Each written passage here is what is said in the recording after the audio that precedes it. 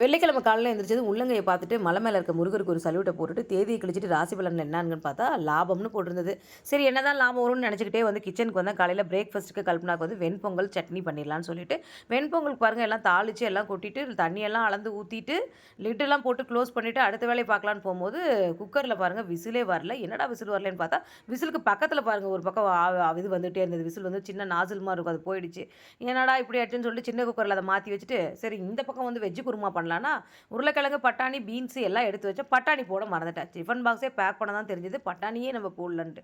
சரி ஓகே இந்த 3 காய்கறி மட்டும் போட்டு குருமா பண்ணிடலான்னு சொல்லிட்டு அதுக்கு தேங்காய் பேஸ்ட்டு, தேங்காய் பொட்டுக்கல்ல, கசகசா, சோம்பு போட்டு அரைச்சு அதையும் ஊத்திட்டு, சட்னி ஒரு பக்கம் அரைச்சு எடுத்து வச்சுட்டேன். மொளாம்பழம் இருந்தது கல்பனாக்கு இன்னைக்கு. மொளாம்பழம் ஜூஸ் போட்டு அதையும் எடுத்து வச்சுட்டேன். சப்பாத்தி, வெஜ் குருமா, அப்புறம் வந்து வெண்பொங்கல், சட்னி, ஜூஸ் எல்லாம் ரெடி பண்ணி டிஃபன் பாக்ஸும் பேக் பண்ணிட்டேன். கல்பனாக்கு பொங்கலும் வச்சு குடுத்துட்டு அவளும் சாப்பிட்டு ஹாப்பி ஆயிட்டா. நீங்க உங்க குழந்தைங்களுக்கு என்ன பண்ணி குடுத்தீங்கன்றத கமெண்ட்ல சொல்லுங்க. ஓகேங்க. பாய்ங்க.